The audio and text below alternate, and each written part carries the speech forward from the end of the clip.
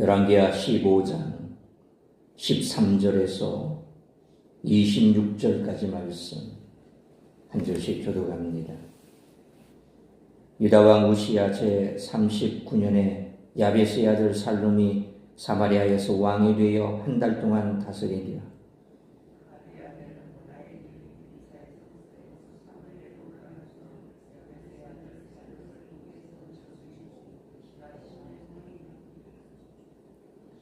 살룸의 남은 사적과 그가 반역한 일은 이스라엘 왕 역대 지략에 기록되리라.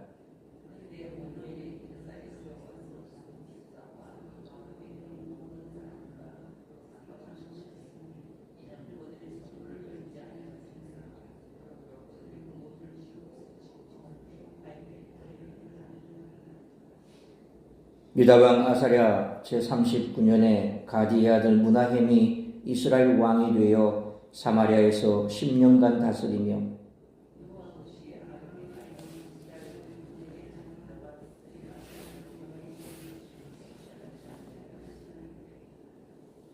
아스루 왕 불이 와서 그 땅을 치려하매 무나헴이 은 1000달란트를 불에게 주어서 그로 자기를 도와주게 함으로 나라를 자기 손에 굳게 세우고자 하여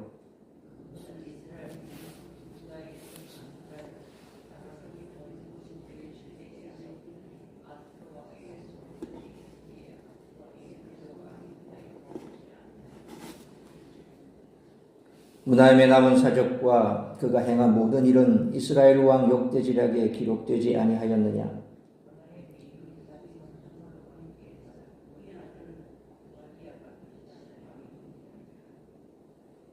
유다의 왕 아사랴 제50년에 무나헴의 아들 부가히야가 사마리아에서 이스라엘 왕이 되어 2년간 다스리며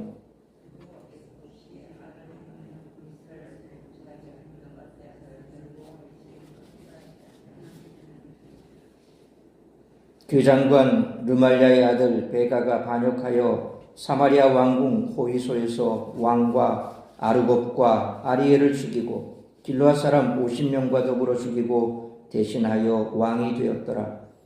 부가히야의 남은 사적과 그가 행한 모든 일은 이스라엘 왕 역대 지략에 기록되니라.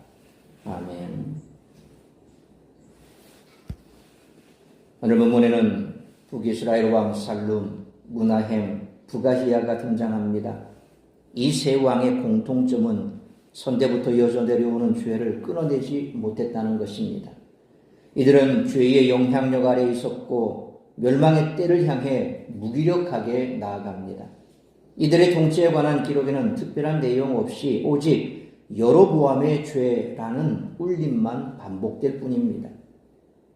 그렇다면 우리들의 삶은 어떨까요? 혹시 죄악 가운데 있지는 않을까요? 죄악 가운데 있을 때 종종 우리들은 자신이 죄악 가운데 있는지조차 모르는 경우도 있습니다. 오늘 본문에 등장하는 세 왕처럼 말입니다. 따라서 오늘 본문은 우리들에게 우리 자신을 돌아볼 수 있는 기회를 제공합니다. 세 왕의 기록이 간략하게 주어지는 가운데 무나헴의 기록이 살룸과 부가히야 사이에 끼어 있는데 세 왕 중 내용이 가장 길고 사건 묘사가 자세합니다.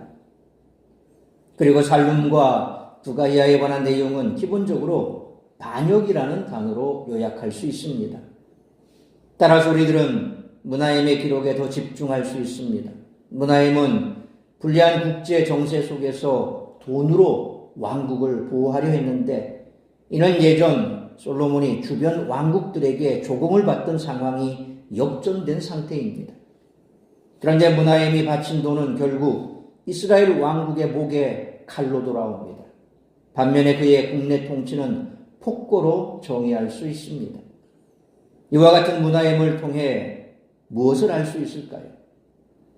죄악은 하나님이 주신 복을 잃어버리게 한다는 것입니다. 자신의 능력, 그리고 폭력적인 반란 진압의 기질, 그리고 돈으로 외세를 막으려 한 지혜로 그러한 상황을 되돌릴 수 있으리라 생각한다면 그것은 오산입니다. 잠깐의 안정을 가져올 수 있을지는 몰라도 결국 파멸을 불러올 뿐이라는 사실을 우리들은 기억해야 할 줄 믿습니다. 호세아와 아모스 선지자는 여로보암 2세 치하에 이스라엘이 전성기를 보내고 있음에도 불구하고 지금 회개하지 않으면 하나님이 이스라엘을 무너뜨리시리라고 경고했습니다.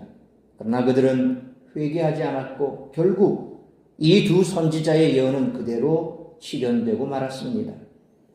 따라서 이와 같은 오늘 본문의 말씀을 통해 우리들이 깨달아야 할 것은 첫째로 13절로 16절 말씀처럼 하나님의 심판 도구로 사용된 악인도 반드시 멸망한다는 것입니다.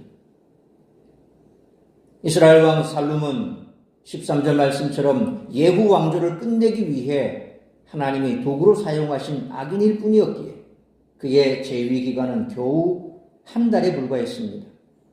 살룸은 북이스라엘의 정권을 잡을 만한 능력도 정당성도 추종자들도 없었기에 14절 말씀처럼 디르사에 주둔하고 있던 므나헴의 군대를 막을 수 없었고 결국 므나헴에게 죽임을 당하고 말았습니다. 사실 살룸에게 일어난 일은 열왕기상 16장 15절과 16절 말씀처럼 시므리에게 일어난 일과 다를 바 없었습니다. 게다가 살룸 때문에 사마리아 성에 살던 백성까지 므나헴에게 죽임을 당하게 되었습니다. 자기가 왕을 죽이면 어떻게 되리라는 것 정도는 충분히 예견할 수 있었음에도 살룸은 무리한 반역을 저질렀고 결국 시므리처럼 죽임을 당했을 뿐만 아니라 사마리아 거민들까지 죽음으로 몰아넣었던 것입니다. 마치 오늘 이 시대 우리가 뽑은 대통령과 똑같습니다. 자신은 계속 외치죠. 나는 그렇게 하려고 한 게 아니다. 그냥 야당이 그렇게 했기 때문에 겁주려고 내가 그랬다. 근데 속속들이 밝혀지는 내용은 뭡니까? 총칼 들고 국회로 진입해서 경찰을 동원하고 국회의원 못 들어오게 막고 공수부대 투여하고 또 후방에 있던 탱크 부대까지 준비하고 있었고 여러 가지 상황들이 지금 밝혀지고 있습니다. 그 피해를 지금 누가 입고 있습니까? 국민들이 고스란히 다 입고 있습니다.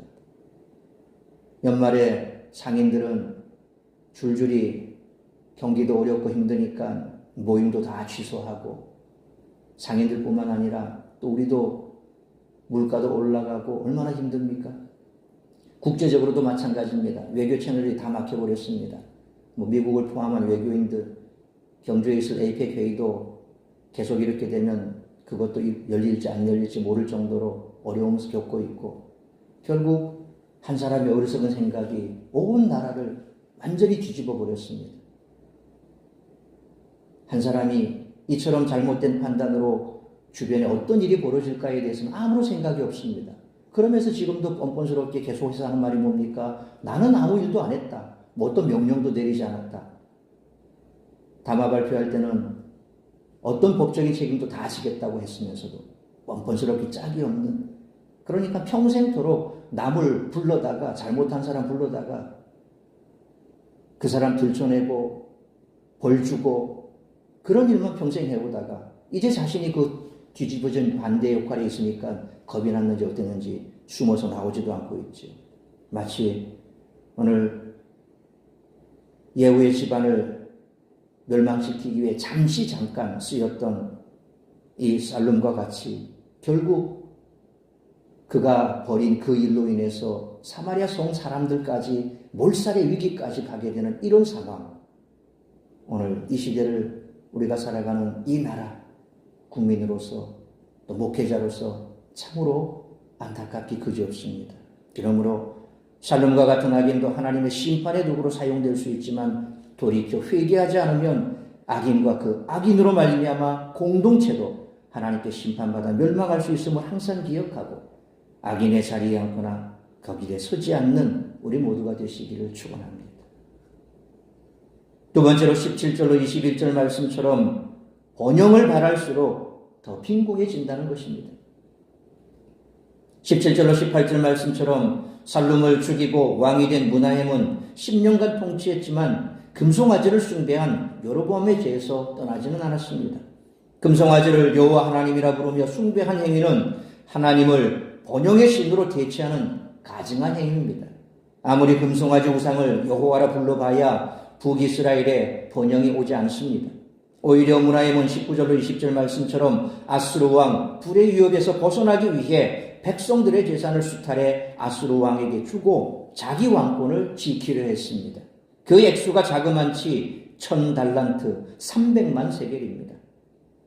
6만 명에게서 50세겔씩 거둔 셈인데 사무엘하 24장 24절 말씀처럼 다윗이 아라우나에게서 구입한 타작마당과 소의 금액이 50세겔이니 엄청나게 큰 돈이었습니다.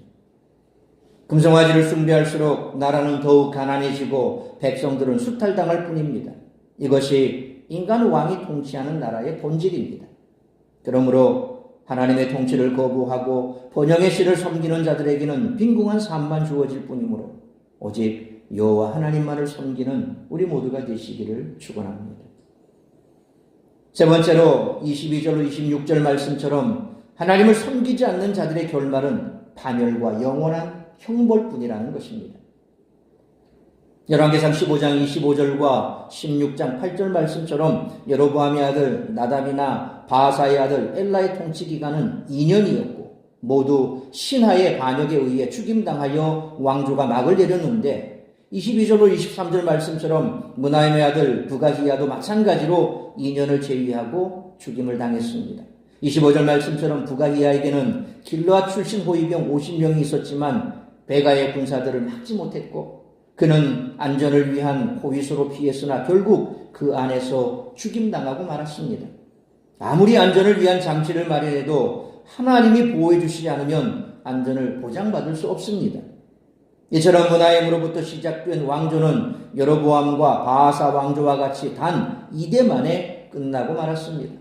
이들은 모두 번영을 바라며 금송아지를 섬겼지만 오히려 나라를 빈궁하게 만들었고 통치권을 위태롭게 했을 뿐입니다. 그러므로 하나님이 보호해 주시지 않으면 안전을 보장받을 수 없고 하나님을 섬기지 않는 자들의 결말은 결국 다 똑같이 파멸과 영원한 형벌뿐이므로 오직 하나님만 믿고 섬기는 우리 모두가 되시기를 축원합니다. 사랑하는 성도 여러분, 하나님이 역사의 전면에 나서지 않으실 때는 악순환이 반복되는 현상이 일어납니다. 하나님의 통치가 아니고서는 세상에 어떤 소망도 없습니다.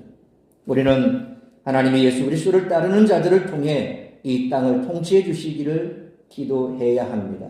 주님만이 이 세상의 유일한 소망이기 때문입니다. 그래서 우리는 기도해야 됩니다. 정광훈 목사처럼 그 목사도 아닌 그 양반 계속해서 지금 전면에 나서서 또다시 성도들을 동원하고 사람들을 동원해서 이 쿠데타가 정당성이 있다고 계속 엉뚱한 소리만 하고 있죠. 정말 수치스럽습니다. 그도 결국 멸망할 겁니다. 왜? 하나님의 뜻과 거짓된 말을 일삼고 있는 그런 사람들은 결국 망하게 되어 있습니다. 하나님은 역사의 주관자시고 보이지 않지만 지금도 이 땅을 통치하고 계십니다. 그렇기 때문에 우리가 기도해야 할 이유는 이 땅의 백성으로 이 나라를 위해서 기도해야 하고 그래서 우리가 다시금 나라의 통치자가 제대로 된 통치를 할 때 우리 또한 번영을 누릴 수 있고 평안을 누릴 수 있기 때문에 그렇습니다. 그러므로 하나님의 통치를 거부하고 번영의 신을 섬기는 자들에게는 빈궁한 삶만 주어질 뿐이며 하나님이 보호해 주시지 않으면 안전을 보장받을 수 없고 하나님을 섬기지 않는 자들의 결말은 결국 다 똑같이 파멸과 영원한 형벌뿐이므로 오직 하나님만 믿고 섬기는 우리 모두가 되시기를 주님의 이름으로 축원합니다. 기도하겠습니다. 살아계신 아버지 하나님, 은혜와 사랑을 감사합니다. 오늘도 이 새벽을 깨워 말씀으로 예배로 하루를 시작하게 하시니 감사합니다. 오늘 이 시대 우리가 살아가는 이 땅 참으로 불안하게 짝이 없는 시대, 어디에다 소망을 둬야 할지 모르고 모든 국민들이 불안에 떨고 있는 이 시대, 우리 믿는 자들이 살아계신 하나님, 이 땅을 통치하시는 하나님, 그 하나님만 바라보며 기도의 줄을 놓지 말아야 할 줄 믿습니다. 악한 왕들의 계속된 모반과 그리고 그들의 짧은 통치에 우리가 이 땅을 살아가면서 어디를 바라보아야 할지에 대한 그러한 교훈을 우리에게 주고 있습니다. 오직 우리는 하나님만 바라보아야 합니다. 무속으로 이 땅을 통치하고자 했던 저 무법한 통치자가 결국은 탄핵을 당하고 이제 마지막 심판만 남았는데 하나님께서 이 땅을 다시금 정상적인 나라로 돌려주실 줄 믿습니다. 우리에게 있어 이 땅의 소망은 오직 하나님만을 섬기는 것뿐이며 우리가 아무리 번영을 누리고자 하나 하나님을 떠나서는 그 번영의 의미가 아무 의미도 없고 만몬의 신만 쫓아가다가는 결국 패망할 수밖에 없다는 사실을 성경은 뚜렷하게 우리에게 말씀하고 있습니다. 우리의 소망은 물질이 아니고 권력도 아니고 오직 이 땅을 다스리시며 그리고 우리의 생명을 주관하시는 하나님만을 바라보며 섬기는 것인 줄 믿습니다. 믿는 자들의 삶이 다시 한번 무너져가는 이 땅의 소망이 되게 하시고 우리가 섬기는 그 하나님을 우리가 온전히 제대로 바르게 섬겨서 소망 없는 삶을 살아가는 저들에게 우리의 삶을 통하여 살아계신 하나님을 바라보게 하는 그러한 도구로 쓰임받을 수 있게 하여 주시옵소서. 오늘도 우리에게 새날을 주시니 감사합니다. 오늘 우리에게 주신 이 한 날 동안 나를 통하여 이루고자 하는 그 하나님의 뜻을 이루어드리며 우리의 삶의 자리에서 하나님의 살아계심을 드러내는 그러한 삶을 살아낼 수 있는 우리 모든 성도들이 되게 하시고 다시 한번 이 땅, 이 나라 소망 없이 흔들리고 있는 이 땅을 주님 손에 올려드립니다. 우리의 기도를 들으시고 하루속히 평강을 허락하여 주옵시고 다시금 모든 국민들이 살아 이 땅 가운데서 소망을 찾을 수 있는 그날을 속히 이루어 주시기를 간절히 빌고 소원하오며 이 모든 말씀 우리 주 예수 그리스도의 이름으로 기도하옵나이다. 아멘.